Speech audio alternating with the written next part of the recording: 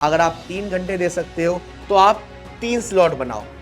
अगर आप 4 घंटे दे सकते हो तो आप 5 स्लॉट बनाओ। अभी आपका एम होना चाहिए कि अभी आप धीरे धीरे धीरे धीरे वन बाय वन पार्ट से करेंगे और आप अपना टारगेट रखो कि एनी हाउ मुझे अपना सिलेबस नवंबर तक खत्म करना है। लिखने में जितनी अच्छी आपकी प्रैक्टिस होगी ना, आपको इकोनॉमिक्स में, आपको बिजनेस स्टडी में कभी दिक्कत नहीं आएगी।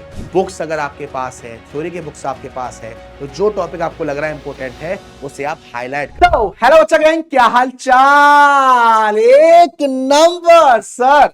और आपके सामने हाजिर है आपके गब्बर सर। कैसे हो गब्बर आर्मी?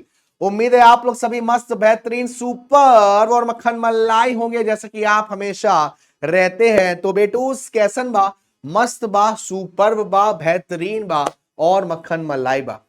क्लास 12th वाले बच्चों ने पढ़ाई शुरू कर दी है और क्लास 12th वाले बच्चों ने पढ़ाई बेहतरीन तरीके से शुरू कर दी है भाई। बट बच्चों को चाहिए एक ऐसी स्ट्रेटेजी जो अगर वो इस टाइम पर फॉलो करें तो उनके मार्क्स अच्छे आ जाए। बच्चों को चाहिए ऐसी स्ट्रेटेजी, अगर वो इस टाइम पर फॉलो करते जाएं तो लास्ट टाइम में उनके पास बर्डन ना पड़े। तो मैं आपको आज कुछ पॉइंटर्स बताने वाला हूं जिनको आपको ध्यान में रखते हुए अपनी पढ़ाई को आगे बढ़ाना है। ठीक है? Yes sir. बेटा जितने भी आपके सब्जेक्ट्स हैं ना, उन सब्जेक्ट को मैं 2 पार्ट्स में कर लेता हूं। एक पार्ट है आपका न्यूमेरिकल का और एक पार्ट है आपका थ्योरी का। एक पार्ट है आपका न्यूमेरिकल का जैसे कि मान लो अकाउंटेंसी, और एक पार्ट है आपका थ्योरी का जैसे कि आपकी इकोनॉमिक्स, जैसे कि आपकी बिजनेस स्टडी। अब बेटा जी आपको ना अपने पास बस ये देखना है कि आपके पास कितना समय है जो आप खुद से दे सकते हो फॉर स्टडी, सेल्फ स्टडी। अगर आप 3 घंटे दे सकते हो तो आप 3 स्लॉट बनाओ। अगर आप 4 घंटे दे सकते हो तो आप 5 स्लॉट बनाओ। अगर आप 5 घंटे दे सकते हो तो आप 6 स्लॉट बनाओ। अब ये स्लॉट कैसे? आधे आधे घंटे के, एक एक घंटे के। कोशिश करो कि न्यूमेरिकल वाला जो आपका पार्ट है जैसे अकाउंटेंसी है, ये ज्यादातर रात में करो। रात में क्या होता है कि शोर शराबा कम होता है, माइंड थोड़ा रिलैक्स होता है। और अगर आपको ज्यादा दिक्कत आ रही है न्यूमेरिकल में तो गाने सुनते हुए आप न्यूमेरिकल करो। करें कैसे बेटा? अकाउंटेंसी को कैसे करें? जैसे आपको मालूम है कि 12th क्लास में आपकी जो अकाउंटेंसी है उसके 3 पार्ट हैं। अभी आपका एम होना चाहिए कि अभी आप धीरे धीरे धीरे धीरे वन बाय वन पार्ट से करेंगे और आप अपना टारगेट रखो कि एनी हाउ मुझे अपना सिलेबस नवंबर तक खत्म करना है। अभी हमारे पास, अब मान लीजिए जून स्टार्ट हो गया, जून, जुलाई, अगस्त, सितंबर, अक्टूबर, नवंबर, 6 महीने हैं। आपका ये टारगेट होना चाहिए कि 3 महीने में मैं तीनों पार्ट्स को आराम से कर लूं, या चलो 4 महीने में तीनों पार्ट्स को कर लूं, बाकी के टाइम में मैं थोड़ा सा रिवाइज करूंगा। क्योंकि जब आपके नवंबर के बाद दिसंबर, जनवरी वगैरह आते हैं, वहां थोड़ा नर्वसनेस होना शुरू हो जाती है। कोशिश करो ज्यादा से ज्यादा आप अपने आप से हैंड रिटन नोट्स बनाओ, स्पेशली थियोरेटिकल सब्जेक्ट के। लिखना शुरू करो भाई, लिखना शुरू करो। जितना अच्छा आपको लिखना आएगा ना, लिखने में जितनी अच्छी आपकी प्रैक्टिस होगी ना, आपको इकोनॉमिक्स में, आपको बिजनेस स्टडी में कभी दिक्कत नहीं आएगी। और आपके कोर्स में तो अकाउंट्स में भी ज्यादा से ज्यादा थ्योरी पार्ट आता है, न्यूमेरिकल भी आता है और थ्योरी भी आता है। ऐसा नहीं कि अकाउंट सिर्फ न्यूमेरिकल आता है, आपके कोर्स में थ्योरी भी आता है। तो लिखने की हैबिट डालो। लिखने की हैबिट जब भी बनेगी जब आप अपने खुद से खुद के हैंड राइटिंग नोट्स बनाए होंगे। जब भी कुछ नया पढ़ने बैठो, मेक श्योर कि पुराना वाला एक बार रिवाइज कर लो। हालांकि थोड़ा टाइम जाएगा, बट आपको ये दिक्कत होती है ना कि सर कुछ नया पढ़ने बैठता हूं तो पुराना भूल जाता हूं। तो जब भी आप कुछ नया पढ़ने बैठो, अब इसका मतलब ये नहीं है कि अकाउंट्स पढ़ने बैठे तो इकोनॉमिक्स रिवाइज कर रहे हैं, इकोनॉमिक्स पढ़ने बैठे तो बिजनेस रिवाइज कर रहे हैं, नहीं। अकाउंट्स पढ़ने बैठे हो तो अकाउंट्स का एक पिछला जो पढ़ा है उसको थोड़ा सा रिवाइज कर लो। बिजनेस पढ़ने बैठे हो तो बिजनेस का जो पिछला पढ़ा है उसको थोड़ा सा रिवाइज कर लो। रिवाइज करना बहुत जरूरी है, एक अपने आप में बूस्टअप मिलता है। समय समय पर, जैसे कि आपका एक चैप्टर कंप्लीट हो गया, आप कोशिश करो कि पिछले 5 साल में सिर्फ उस स्पेसिफिक चैप्टर से जो क्वेश्चंस आए हैं उसको लगाओ। ये आपको अपने आप में कॉन्फिडेंस देंगे। टॉपिक स्पेशली जो आपके रिपीटेड टॉपिक हैं, जो आपको लगता है कि बहुत बार पूछे जाते हैं, उसमें कमांड आपकी बहुत ज्यादा अच्छी होनी चाहिए।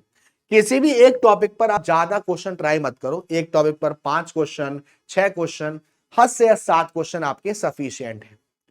एक टाइम टेबल बनाओ, जहां पर आप पढ़ रहे हो वहां पर आपका जो आसपास का एनवायरनमेंट है वो अच्छी होनी चाहिए, बुक्स अच्छे से लगी होनी चाहिए, चेयर होनी चाहिए, आसपास में अपने आप को मोटिवेट करने के लिए कुछ स्टिकर्स आप लगा सकते हो। आपका जो एम है, आपका जो मैनिफेस्टेशन है कि यार मुझे इतने मार्क्स स्कोर करने हैं, मेरा ये ड्रीम है, मैं इस इतने मार्क्स लाना चाहता हूं, मैं इस कॉलेज में जाना चाहता हूं, मैं ये करना चाहता हूं अपने मम्मी पापा अपनी फैमिली के लिए, वो वहां पर होना चाहिए। इससे क्या होगा, जैसे आपने ये वीडियो देखा, आप मोटिवेट हो गए, एक टाइम ऐसा आएगा ये मोटिवेशन खत्म हो जाएगा 2 दिन बाद 3 दिन बाद, बट उस जगह पर जब आप बार बार जाओगे ना तो आपको अपने अंदर से ही वो मोटिवेशन शुरू होगा।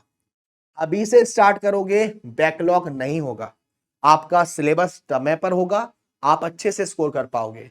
आप सोचोगे यार गर्मियां चल रही हैं, जुलाई से स्टार्ट करूंगा या 8 महीने बाद स्टार्ट करूंगा या 2 महीने बाद स्टार्ट करूंगा, बहुत ज्यादा प्रेशर हो जाएगा। अभी से स्टार्ट करोगे धीरे धीरे भागना पड़ेगा, लास्ट स्टार्ट करोगे बहुत तेज भागना पड़ेगा, ये आपके चॉइस है। इकोनॉमिक्स को, बिजनेस को कोशिश करो सुबह के टाइम पढ़ो, थ्योरी को अगर दिक्कत आ रही है तो सुबह के टाइम पढ़ो, न्यूमेरिकल में दिक्कत आ रही है तो रात के टाइम पढ़ो। अब पढ़ने की एक और प्यारी सी मैं टिक बताता हूं। कभी कभी ऐसा होता है ना कि हम मार्केट में जा रहे हैं और यार समय बहुत खराब होगा अपना, तो आप क्या करो, अपने ऑडियो नोट्स बना लो बोलकर। हमें कभी भी अपनी खुद की आवाज बुरी नहीं लगती, भले ही सामने वाला कितना भी कह रहा है, हमें अपनी खुद की आवाज कहीं बुरी नहीं लगेगी भले ही सामने वाला कितना भी बोल रहा हो। तो आप अपने छोटे छोटे ऑडियो नोट्स बनाओ, कहीं मार्केट में जा रहे हैं या कहीं सफर कर रहे हैं तो आपने लीड लगाई कान में और अपने नोट्स आराम से सुने। इससे क्या होगा ना, आपका टाइम वेस्ट नहीं होगा, आपको चीजें अच्छी लगेंगी।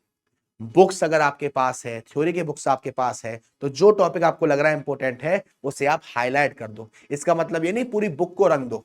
इससे क्या होगा ना, एक पॉजिटिव एनर्जी अपने आप में आएगी, एक पॉजिटिव एनवायरनमेंट आएगा जो आपको पढ़ने को मजबूर करेगा। ठीक है ना, इस तरीके से आपको पढ़ाई करनी है। सिलेबस को और थोड़ा इंटरेस्टिंग बनाना है तो आप एक काम करो, आपके पास जो भी अकाउंट्स की बुक हो उसमें देखो तीनों पार्ट्स में कितने पेजेस हैं।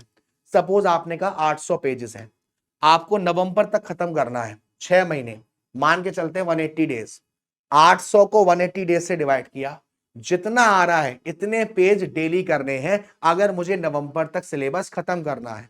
अगर मुझे 2 बार करना है तो 2 से मल्टीप्लाई, 3 बार करना है 3 से मल्टीप्लाई। ये वाली ट्रिक आप हर सब्जेक्ट में अपना सकते हो। तो ये थोड़ा सा मोटिवेशन, थोड़ी सी स्ट्रेटेजी जो आप फॉलो करेंगे। आंसर को अकाउंट्स में जब तक नहीं देखेंगे जब तक पूरा सॉल्व नहीं कर लेंगे। ठीक है, तो इस तरीके से आप करते जाओ। बीच बीच में मैं ऐसी बहुत सारी वीडियोस लाता रहूंगा जो आपको थोड़ा सा बूस्टअप देंगे, जो आपको थोड़ा सा मोटिवेट करेंगे। ठीक है, तो चलिए आज के लिए इतना ही, मिलते हैं आपसे अगली मुलाकात में। तब तक के लिए अपना ध्यान रखिएगा, खाना पीना खाते रहिएगा, माँ बाप का ध्यान रखिएगा। Tata bye bye, see you. Gabbar sir, Gabbar army, hashtag रोला ऑन द टॉप।